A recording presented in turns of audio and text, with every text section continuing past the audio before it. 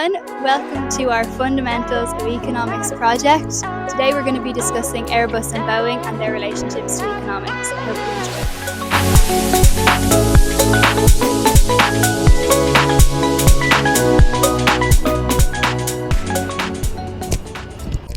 Here we are at Dublin Airport, as you can see. So Ryanair and Aer Lingus are both major airlines here. They operate two different kinds of plane. Ryanair operates Boeing and Airbus, or Aer Lingus, operates Airbus. So before Airbus came along, the big European manufacturer, Boeing basically had monopoly in the aircraft manufacturing market, which basically means that they had exclusive control in the market. After introducing the A320 in 1981, when demand for short-haul narrow bodies was at its all-time high, this is where supply and demand comes in. With this high demand for airplanes, with more passengers coming through the terminals, Airbus basically had to make more and more planes.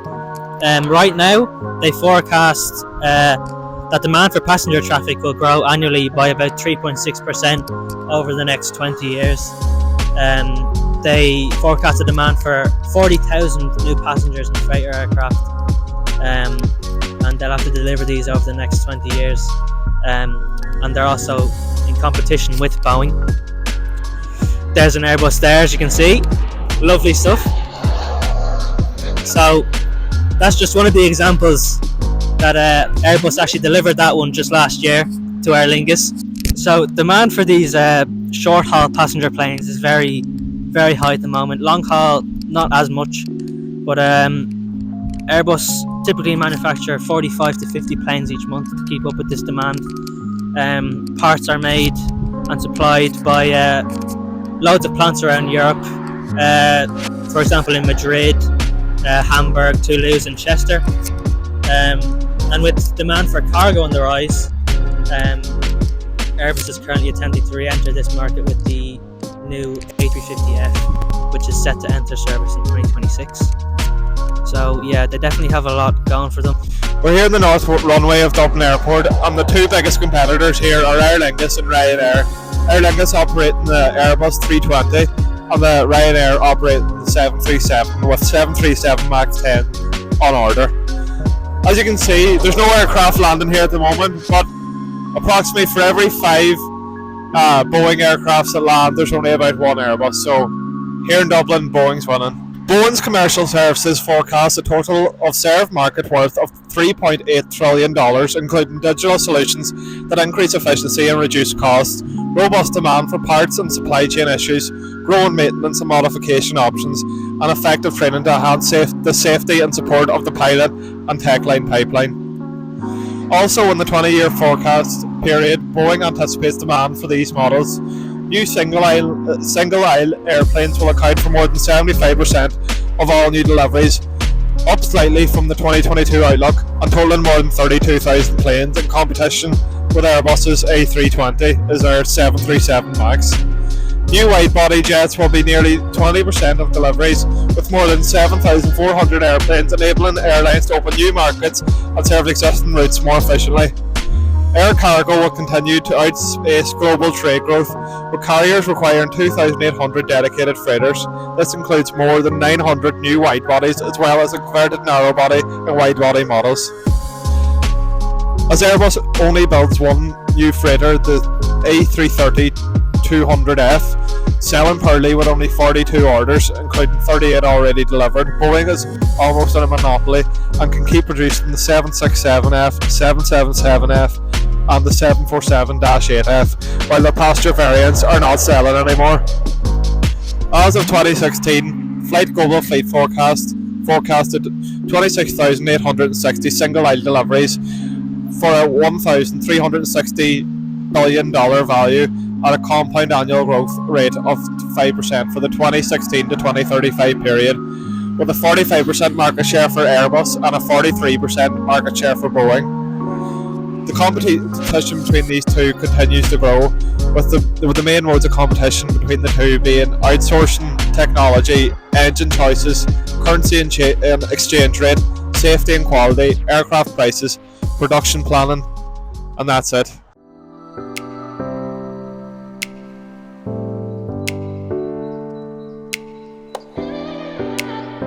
Right, so Airbus and Boeing are substitutes for one another.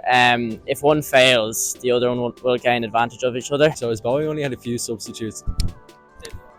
Okay. As Boeing only had a few substitutes like Bombardier, Learjet and most of all Airbus, it is quite difficult to lose value in the market and in demand. However, this is all when circumstances are flown as normal and there is no disruption in the market, seen in 2020 with the downfall in safety, which led to less demand for the aircraft from these main carriers. So over the years, there was bad blood between Boeing and Airbus, and in 2003, Airbus overtook Boeing's market share. Boeing reacted to this by producing planes faster and faster, which led to a decrease into their safety. Instead of fixing the problem, it was more about speed for Boeing, and they said that any employee who complained about this issue would be fired or else their pay would be cut. In 2010, Airbus introduced the Airbus A320neo, which was a very, very fuel-efficient aircraft and left Boeing in predicament. The Neo sent Boeing into quite a panic, so instead of producing a new aircraft, they just fitted new, bigger and more fuel-efficient engines to the 737 and called it the 737 MAX. A major flaw was that there would be no new pilot simulation training required for the 737, but as we saw in 2020, this would lead to major catastrophe. In 2020, the demand for Boeing was elastic, and therefore they could fix their downfall if the correct measures were employed, and which they did so. As the price of the 737 MAX 8 went up, the demand fell, as its popularity along with ignored safety measures failed.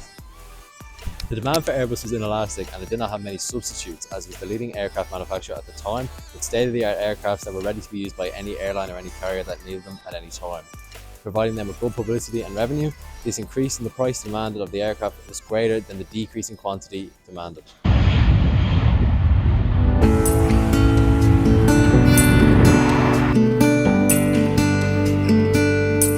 A price ceiling is a limit on the price that can be charged for a product or service. It can be imposed by a regulator or naturally by the market itself.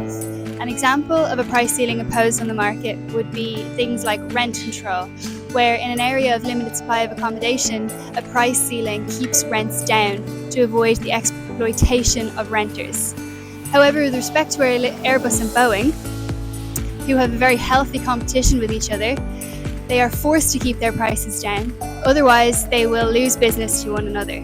As a result, a price ceiling would not need to be imposed by regulators to protect consumers, as the competition in the marketplace would naturally limit the amount each company could charge.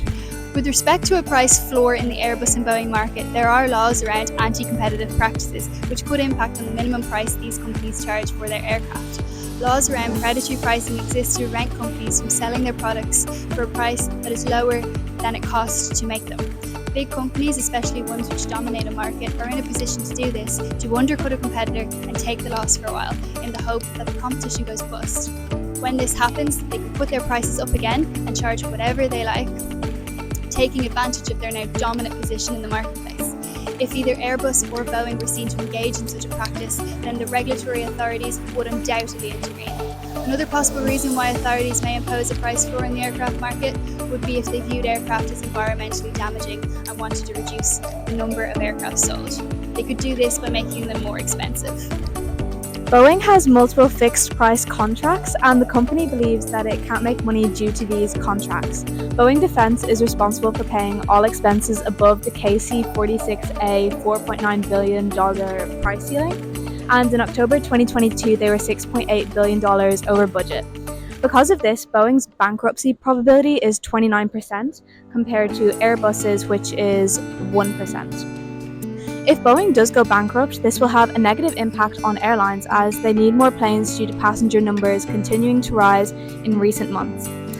So the question has to be asked, will airlines begin to favour Airbus due to their unlikelihood of bankruptcy? Taking a glance at the market, we can see that in Q3 of 2023, Airbus sold 172 aircraft, with the majority being single-aisle jets like the A220 and the A320neo. As for Boeing, in Q3 of 2023, they sold only 105 aircraft, after struggling with supply chain issues and production quality lapses. So in 2023, Airbus holds a slightly higher market share than Boeing, and it'll be really interesting to see if this changes in the foreseeable future.